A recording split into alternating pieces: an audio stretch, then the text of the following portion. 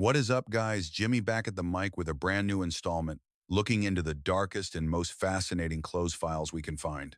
Standard procedure before we dive in, please smash that thumbs up, hit subscribe, and ring the bell so you never miss an upload.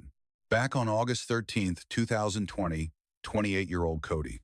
DeLisa took 2 bullets to the skull, right inside his residence out in Adams County, Colorado.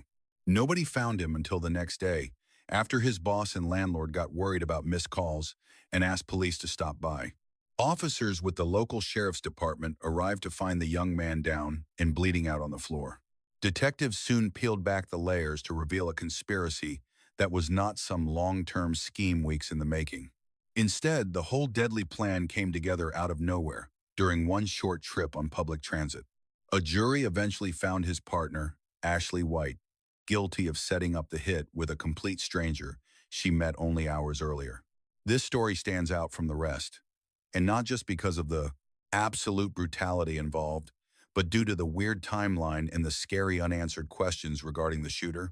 Things had gotten incredibly rocky between White and Cody in the months prior to the murder. They were shacking up in Commerce City, Colorado, and most of their fighting revolved around money and work. DeLisa was constantly on her case regarding her failure to land a steady gig, turning their living situation into a total nightmare. On her end, White was getting bitter, even writing in her journal that she wished she never crossed paths with him. The state would later use those very pages to prove exactly what she was thinking leading up to the attack. Even so, it seemed neither of them had the guts to leave, so the anger just kept bubbling up with nowhere to go. Honestly, this is the aspect that leaves me completely confused, because they were just renting a place and did not have any children. Nothing was legally forcing them to stay in a romance they both despised, but the drama went way beyond shouting matches. Court documents detailed a horrific event where she tried to drown and set fire to his pet cat. Yeah, you heard me right. He actually stuck around after she tried to kill his furry friend. That specific detail just really creeps me out.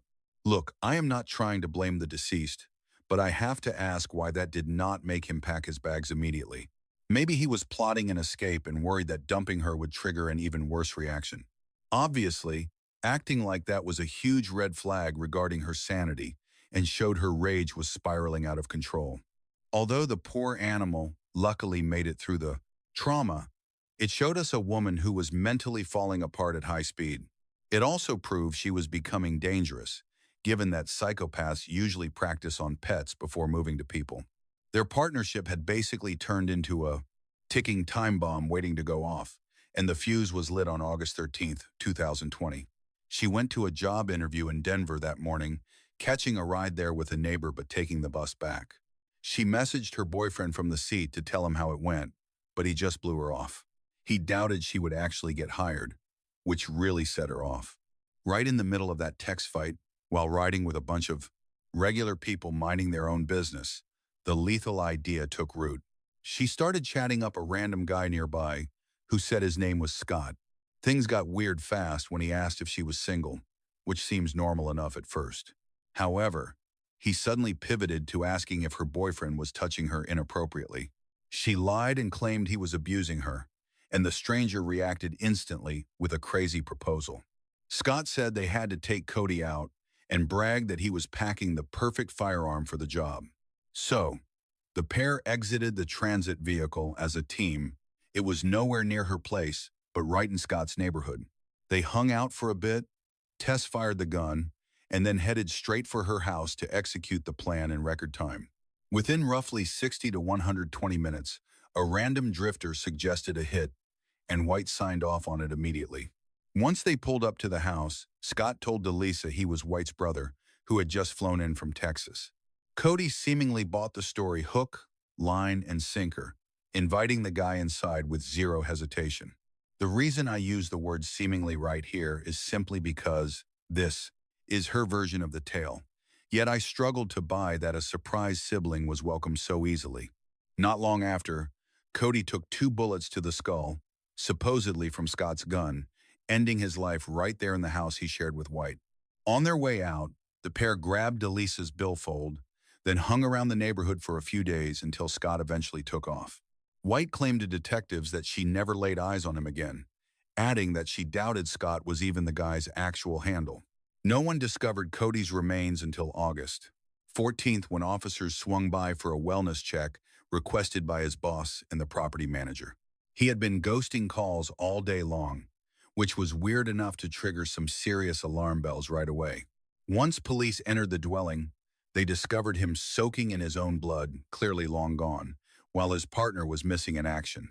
Authorities pegged White as a prime suspect pretty fast, and she chatted with detectives to provide the narrative we are discussing today. In the end, cops cuffed her on August 16th, 2020, slapping her with a charge for the calculated execution of her lover. A truly bizarre detail in this whole affair revolved around who exactly had helped White pull this off. She mentioned a guy called Scott to the police, yet insisted she had zero clue about his legal name or his destination after they split up. For 3 long years, nobody could figure out who this mystery man actually was. Then during 2023, a tipster reached out to prosecutors with a shocking revelation. She identified herself as the partner of a guy named Michael Stratton and stated her conviction that he was the gunman. She walked them through a confession Stratton supposedly gave her, and the specifics lined up with White's story in a really creepy way. It turned out that Stratton was already sitting in a jail cell after getting busted for murdering a 39-year-old named Michael Hunt down in Pueblo, Colorado. Hunt had lived on the Pueblo streets for a while, and his corpse was discovered in a South Union Street alleyway on August 30th, 2020, merely weeks after Cody was found. Assuming Stratton really was the trigger man who killed Cody, that means he pulled off another homicide under 3 weeks later in a totally separate Colorado town.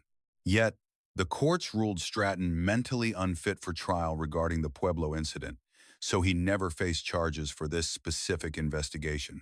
Getting White to court dragged on for almost 5 years, largely because of the backlog caused by the chaos of 2020.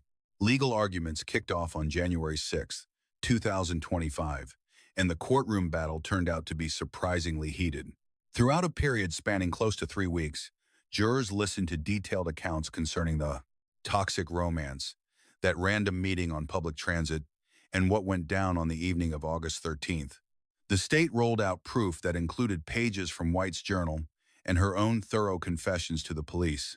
The legal team argued that White carried a huge chunk of the blame for Delisa's demise, since she plotted with an outsider to execute the hit and then joined in to loot the victim later. Jurors eventually found White guilty, not of the top-tier count initially filed, but of the reduced offense of second-degree murder. They also pinned a conspiracy conviction on her for planning the felony, along with the theft from his remains that followed. The difference between a first and second-degree allegation is pretty major according to Colorado statutes. The top charge needs evidence of planning and cool reflection, whereas the second tier just means you knowingly ended someone's life. Examining the evidence myself, I fail to see why this was not an open and shut case for the heavier count, though I am no criminal attorney. The verdict implies the panel felt White knew what she was doing, yet maybe did not see the calculated planning needed for first-degree murder. It is also possible they held some doubts regarding her exact role in the triggering event, although that seems unlikely considering what she admitted to the investigators. White's legal counsel fought back hard against the guilty verdict. Telling the Denver Post her side, she insisted her client did nothing wrong and vowed the battle was just starting, hinting at an appeal. She claimed that the prosecutor's team ought to be going after Cody's real shooter instead of fixating on White, pointing out that the cops already knew who Scott was. This clearly pointed the finger at Michael Stratton, who had been tagged as the probable gunman. But I gotta clarify that he was only named as the likely shooter and was never 100% confirmed, not even by White herself. She argued he wasn't charged for Cody's death because he was ruled mentally unfit to stand trial in his other case. Regarding that last detail, I have to admit the defense's stance brings up some really uncomfortable questions about this whole situation. If Stratton really was the guy who squeezed that trigger, and if he can't be prosecuted because of his mental state, then the legal system is basically handcuffed when it comes to getting justice for Cody.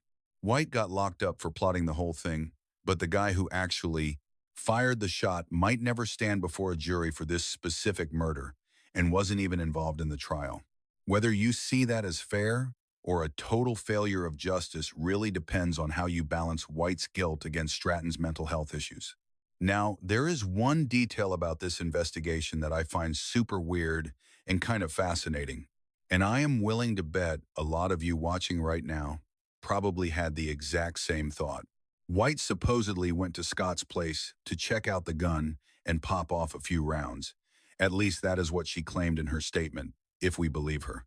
We also know for a fact she was messaging Cody, doing so while she was riding the bus since she was complaining about how her job interview went south.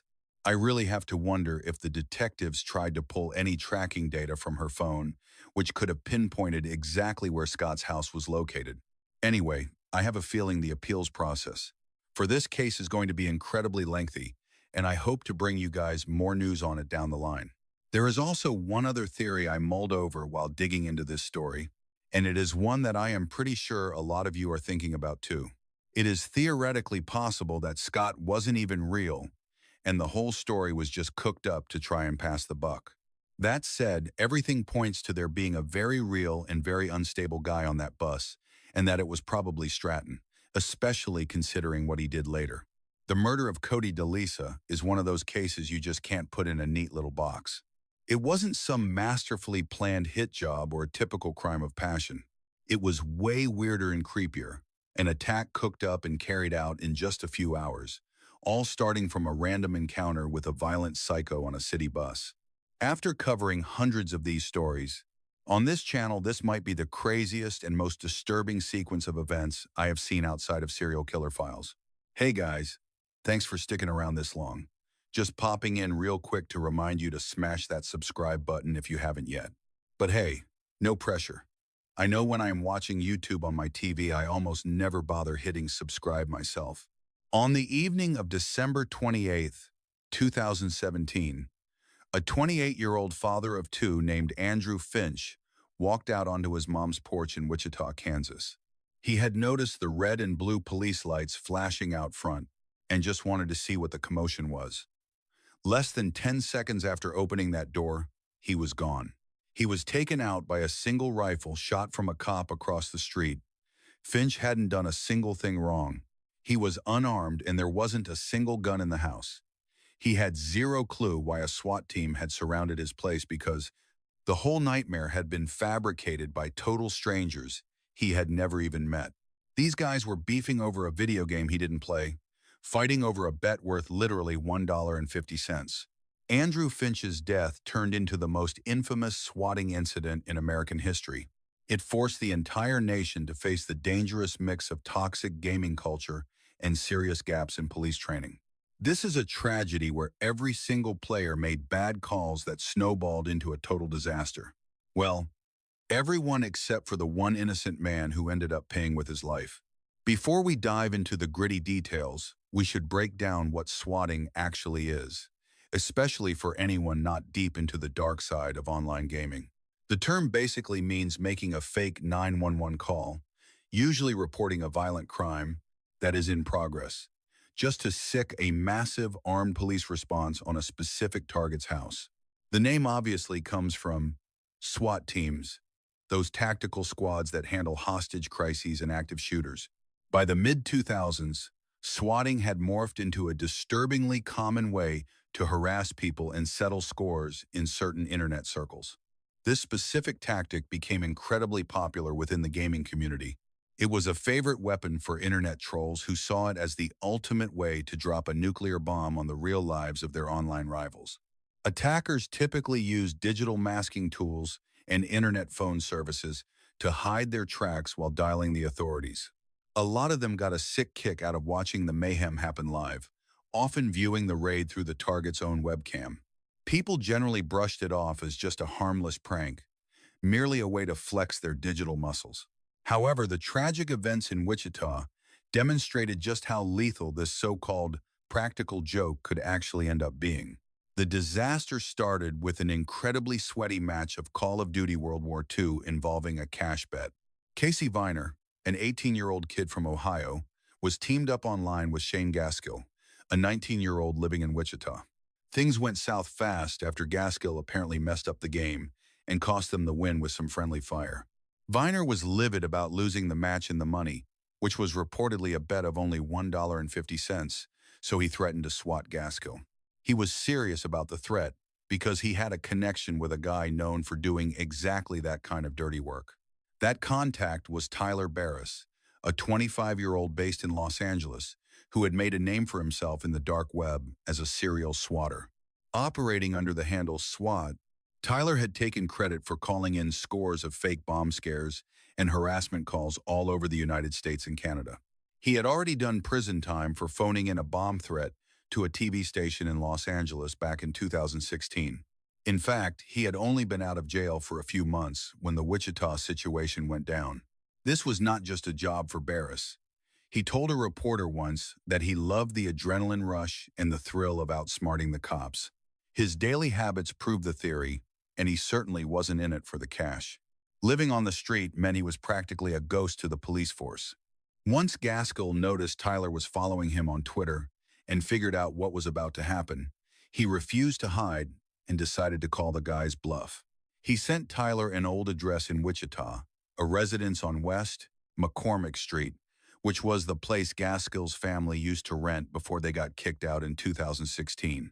He dared Tyler to take his best shot and actually told him to come pull up to the house if he was brave enough. That was an incredibly foolish challenge, and it placed an unsuspecting stranger squarely in the danger zone. Sitting on the free Wi-Fi at a library in South LA, Tyler dialed the number for Wichita City Hall, and they patched him through to emergency dispatch. All right, time for a quick pause.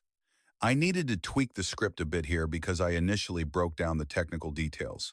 To keep everyone safe and avoid getting this video flagged or demonetized, I'm going to skip the tutorial on how he actually pulled this off. Let me be crystal clear. Making fake emergency calls like this is a major felony and is something you should absolutely never do.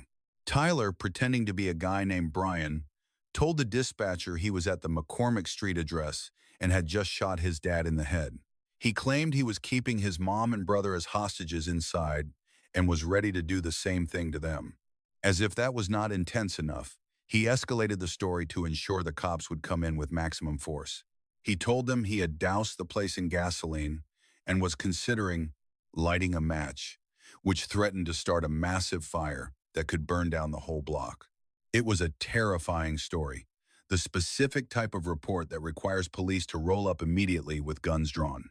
But Tyler had no idea he had been played.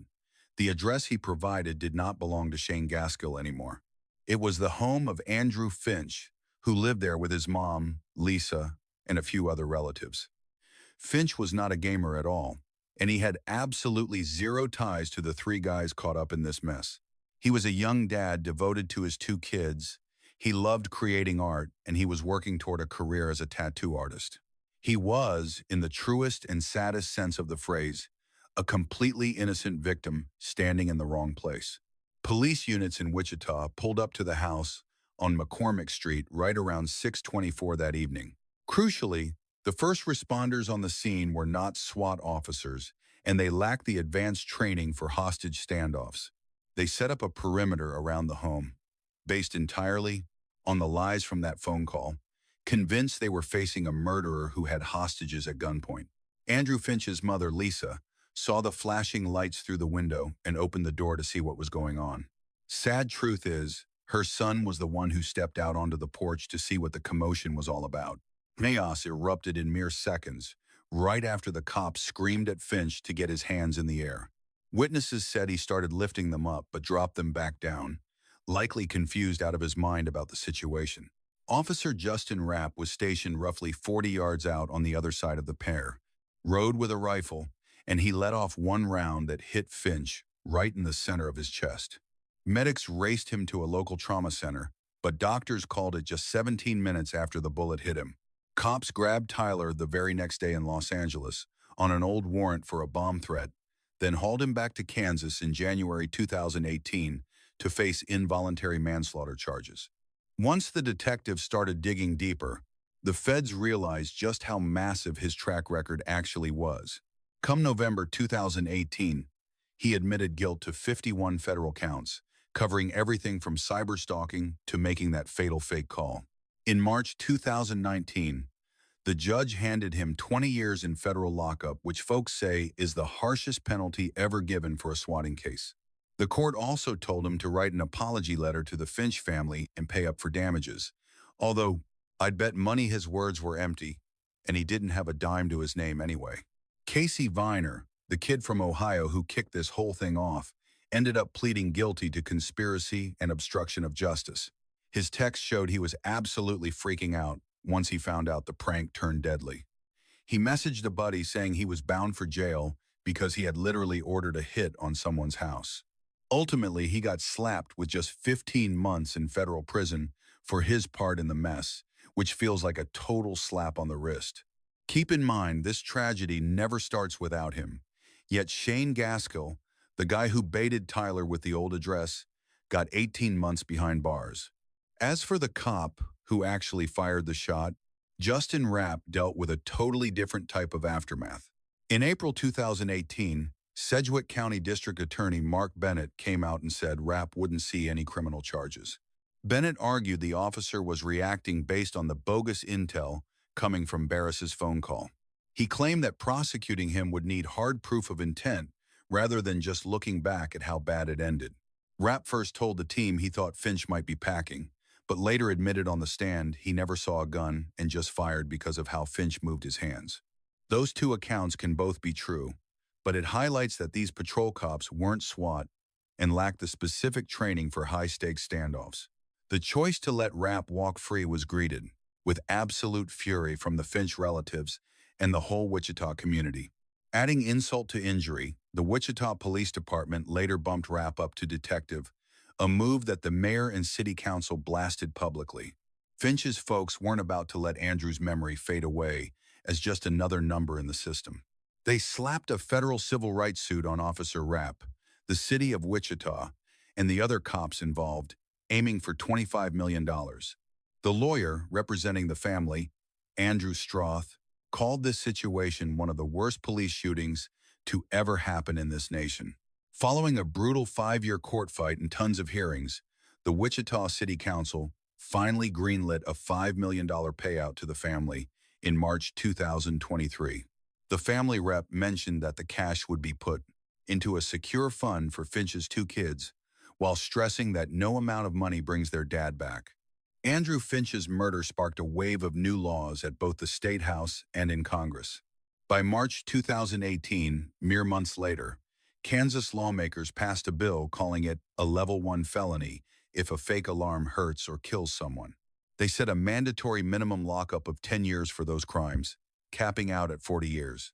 Look, this whole saga really hit home for me, mostly since I play a lot of video games myself, and I've witnessed tons of dumb, childish beefs in lobbies over the years. When it's all said and done, Andrew Finch is gone and his family is shattered, all because 2 morons couldn't let a $1.50 bet slide. Then once Gaskill realized a serial swatter was hunting him, he thought it was cool to paint a target on a total stranger's back. And concerning that officer, he has to wake up every single day knowing his split-second choice wiped out a completely innocent guy.